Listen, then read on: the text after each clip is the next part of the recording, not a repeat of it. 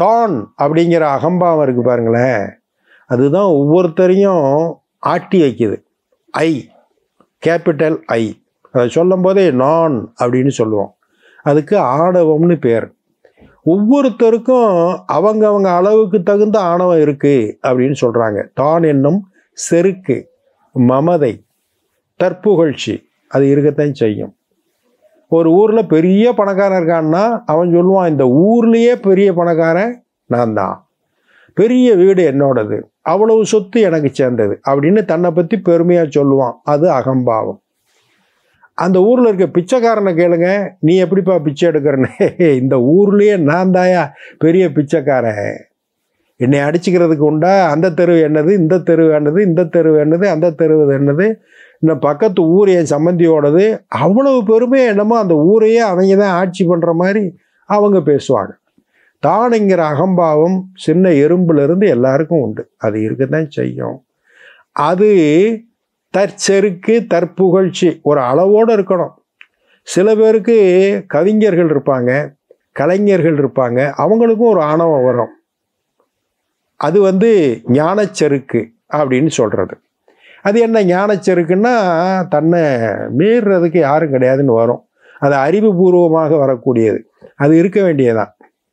ஒரு சிற்பி சிற்பம் வடிக்கிறதுல அவனை அடிச்சுக்கிறதுக்கு ஆள் கிடையாது. எந்த சிற்பம் கல்லில் வடித்தாலும் சரி, சுதையில் வடித்தாலும் சரி, எதில் அடித்தாலும், உலோகத்தில் வடித்தாலும் சரி, எதில் அடித்தாலும் சிற்பத்தை தத்ரூபமாக கொண்டு வந்து நிப்பாட்டிடுவான். உயிரோடு இருக்கிற மாதிரியே உருவாக்குறதுல அவன் பெரிய கெட்டிக்கான்.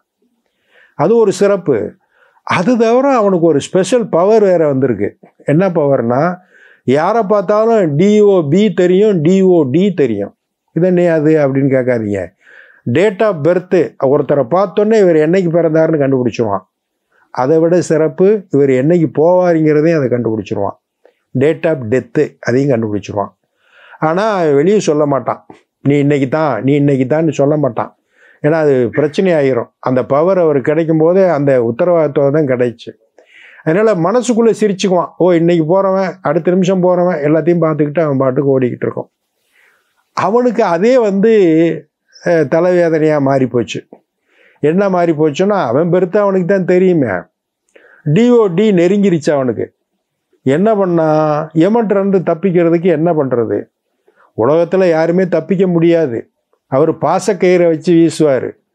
அதில் ஒரு சின்ன எக்ஸம்ஷன் உண்டு. பாசக்கயிறை வச்சு வீசும்போது குறி தவறி நழுவிட்டா அவங்க தப்பிச்சிடலாம் அப்படின்னு ஒரு எக்ஸம்ஷன் இருக்குது. இவன் அதை பயன்படுத்தி எப்படி நம்ம உயிர் வாழ்கிறது, யமனை ஏமாத்துறது அப்படின்னு முடிவு பண்ணான். முடிவு பண்ணி ராத்திரி பகலாக இன்னும் ஒரு வாரத்தில் இவன் போகணும்னா அதுக்குள்ளே 2 சிற்பங்கள் இவனை மாதிரியே தரையில் படுத்து தூங்குற மாதிரி 2 சிற்பங்களை அழகாக தத்ரூபமாக அடிச்சிட்டான். அடித்து உருவாக்கி தரையில் படுக்க போட்டான். அந்த குறிப்பிட்ட நேரம் வந்துச்சுல்ல, 2 சிற்பங்களுக்கு நடுவில் இவனும் போய் படுத்துக்கிட்டான். படுத்தா மேலே ட்ரோன் ஷாட்லேருந்து பார்த்தீங்கன்னு வச்சுங்களேன், இந்த 3ல் எது உயிரோடு இருக்குது எது சிற்பம்னு கண்டுபிடிக்க முடியாது. அந்த அளவுக்கு தத்ரூபமாக இருக்குது. படுத்துக்கிட்டான். இவர் வந்தார், யமன் மேலேருந்து வந்து பார்த்தாரு. பாசக்கயிறு வீசணும். 3 உருவம் படுத்திருக்கே, நமக்கு தேவை அந்த சிற்பி தானே, மாறி வீசினா அவன் தப்பிச்சிருவானே, என்ன பண்ணுறதுனோடனே சிற்பிக்கு மேலே இவர் யோசிச்சார். அப்படியே மெதுவாக கீழே இறங்கி பக்கத்தில் நின்றுக்கிட்டு, அடாடாடாடாடா, இந்த சிற்பத்தை எவ்வளோ அற்புதமாக சிற்பி வடிச்சிருக்கான். இந்த சிற்பி மட்டும் இப்போ நேரடியாக என் முன்னாடி நின்னான்னா அப்படியே அவனை வாரி அணைச்சி ஒரு பெரிய மாலையை போட்டு பாராட்டு தெரிவிச்சிருப்பானே அப்படின்னு தன்னை மெய்மறந்து பாராட்டுற மாதிரி யமன் பேசினார்ல. இந்த 3 சிற்பம் 3 பேர் படுத்திருக்க மாதிரி இருக்குல்ல, அதில் சிற்பத்தை தவிர இந்த ஒரிஜினலாக இருக்கக்கூடிய உடம்பு இருக்குல்ல, சிற்பியோட உடம்பு, அதோட வாய் மட்டும் உதடு மட்டும் லேசாக சிரிச்சான். அதான் ஞானச்செருக்கு, அறிவிச்செருக்கு.